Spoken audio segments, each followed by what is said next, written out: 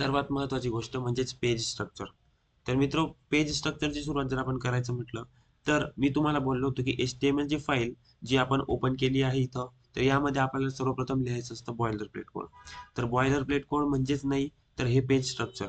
तर तुम्हाला ह्या HTMLच्या टॅगपासून तर या डाऊनच्या HTMLच्या टॅगपर्यंत जे काही दिसतंय, this is nothing but the boiler plate code. ह्याच बॉयलर प्लेट कोड आपल्याला HTML ची कुठलीही फाईल लिहिण्याआधी आपल्याला लिहायचं असतं. तर या बॉयलर प्लेट कोडमध्ये काय आहे हे आपण समजून घेऊया पिक्टोरियल फॉर्म मध्ये. तर तर बघा गाईज, इथं मी एक पिक्टोरियल फॉर्म मध्ये तुम्हाला डिस्प्ले केलेलं आहे त्या HTML चा बॉयलर प्लेट कोड म्हणजेच HTML चं स्ट्रक्चर. यामध्ये काय असतं, कुठलीही फाईल लिहायच्या आधी आपल्याला HTML टॅग पासून सुरुवात करायची असते आणि HTML चा हा ओपनिंग टॅग आहे आणि हा आहे क्लोजिंग टॅग. तर यानेच आपल्याला सुरुवात करायची असते आपल्या HTML फाईलची.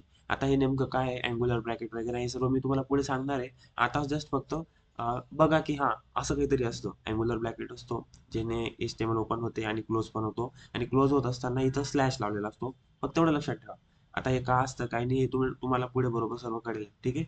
तर HTML चा ओपन टॅग, HTML चा क्लोज टॅग.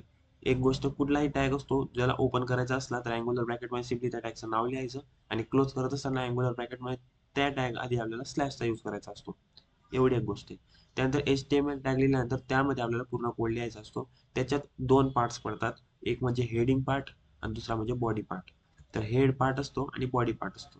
तर आपण काय शिकलो इथं, HTML ची बॉयलर प्लेट कोड शिकलो, स्ट्रक्चर शिकलो पेजचं. त्यामध्ये काय HTML असते, त्याचे दोन पार्ट्स पडतात, हेड पार्ट आणि बॉडी पार्ट.